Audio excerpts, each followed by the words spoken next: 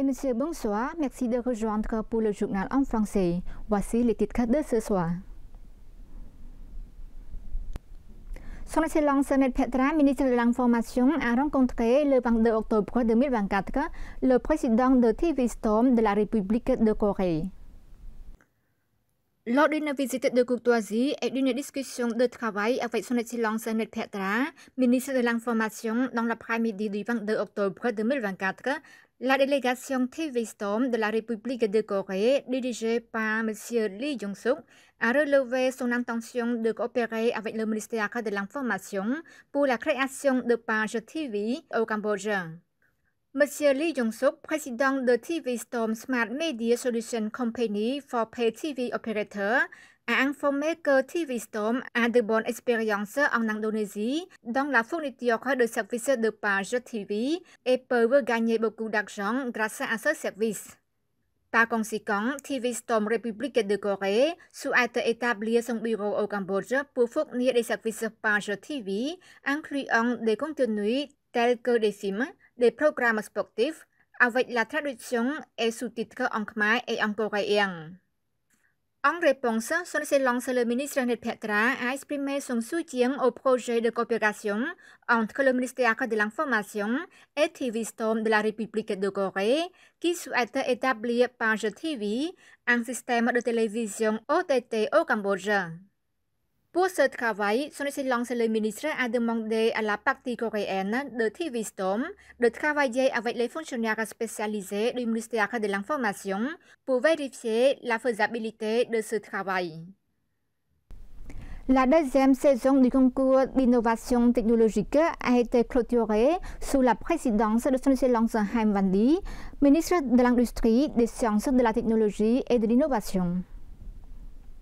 Son Excellence Ham Van-di, ministre de l'Industrie, des Sciences, de la Technologie et de l'Innovation, a présidé la cérémonie de clôture de la deuxième saison du concours d'innovation technologique organisé par l'Université Chemtech et soutenu par des entrepreneurs cambodgiens.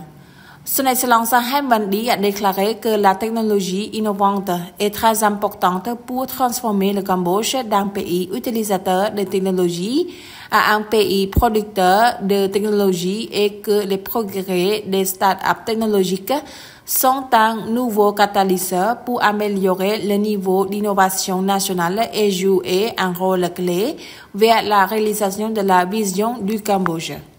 Le professeur Khieng So-thi, recteur de l'université de Chemtech, a déclaré que le concours d'innovation technologique a été organisé pour promouvoir l'innovation technologique et l'entrepreneuriat.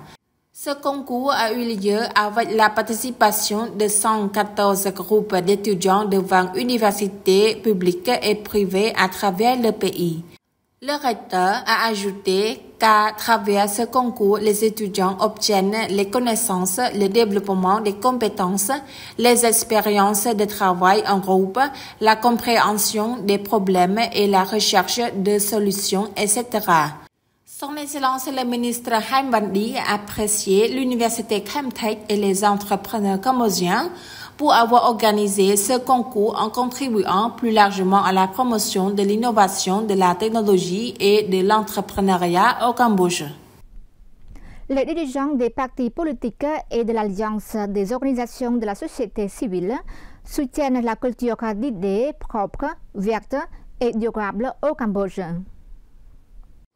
À l'occasion d'une visite de courtoisie et de discussions de travail avec son Excellence Dr. Ieng Sophalait, ministre de l'Environnement, les dirigeants des partis politiques et de l'Alliance des organisations de la société civile ont exprimé leur engagement à résoudre des problèmes environnementaux, en particulier la mise en œuvre de la stratégie de Chakra environnemental 2023-2028 pour garantir la propreté, la verdure et la durabilité qui sont des facteurs essentiels à la gestion de l'environnement et des ressources naturelles au Cambodge.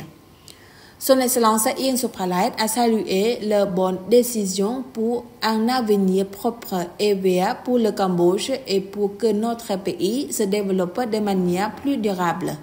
Le ministre a parlé de la coopération ensemble pour promouvoir la propriété tant à l'intérieur qu'à l'extérieur de la terre, de la mer et de l'air, ce qui pourrait changer l'attitude des gens à vivre une vie digne et constitue une attraction importante pour les touristes et les investisseurs à venir au Cambodge. Le ministre a également exhorté les partis politiques et l'alliance d'organisations de la société civile à planter davantage d'arbres, notamment des palmiers, afin de préserver la culture d'identité khmer et de créer une couverture verte au Cambodge pour les prochaines générations. Son Excellence le général Vong Pisen a fait une visite d'inspection des progrès de la construction des routes périphériques frontalières entre le Cambodge et le Vietnam dans le district d'Oriang, province de Mondulkiri. À cette occasion, Son Excellence le général Kwan Siem a rendu compte à Son Excellence le général Vong Pisen des projets de construction du réseau routier Cambodge-Thaïlande, Cambodge-Laos et Cambodge-Vietnam pour les 10 prochaines années de 2024 à 2034.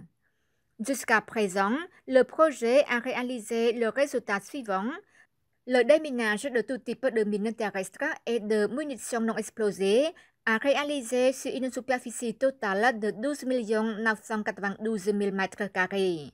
La construction des routes frontalières a réalisé 383,30 km. La construction de ponts en béton et de drainage ont réalisé 111 lieux et 230 piliers frontières ont été plantés. S'exprimant à cette occasion, Son Excellence le général Vong Pisen a salué les forces du génie, affirmant que toutes les réalisations des routes périphériques frontalières ont une valeur stratégique et un héritage historique inestimable à l'époque de Smet Decho et de Smet Thap Dây. Les réalisations des piliers frontalières et des routes périphériques frontalières sont des partenaires indispensables. Les gens des deux côtés connaissent bien le territoire grâce au porto de la clôture. Ils ont gagné davantage de confiance au gouvernement royal en installant des logements au long de la frontière, en formant des villages, communes stratégiques et en contribuant à l'ouverture de nombreux postes frontaliers, à l'expansion de l'agro-industrie, du tourisme pour promouvoir la croissance socio-économique. L'atelier de consultation sur le plan d'action pour la mise en œuvre de la politique et de la préparation des documents juridiques liés au secteur postal s'est déroulé sous la présidence de Son Excellence Mam Amnot, secrétaire d'État au ministère des Postes et Télécommunications. Selon le discours de bienvenue de Son Excellence Hon Thira, directeur général du département général des postes, l'atelier aujourd'hui avait 3 objectifs. 1. Diffuser le rapport de recherche sur l'actualité du secteur postal, présenté par un représentant de la direction des postes, des finances et de la logistique. 2. Consulter le projet de plan d'action détaillé de la politique de développement du secteur postal 2022-2030, présenté par le représentant du département de la politique postale. Et 3. Consulter le projet de loi sur la qualité des services postaux, présenté par la direction de la gestion et de la régulation des postes privés. Son Excellence Mam Amnot, secrétaire d'État au ministère des Postes et Télécommunications, a déclaré que l'atelier aujourd'hui était un forum pour recueillir les contributions des parties prenantes pour la planification des actions, la mise en œuvre de la politique de développement du secteur postal, le projet de déclaration de services sur le contrôle de la qualité et le rapport d'enquête sur la mise à jour du secteur postal.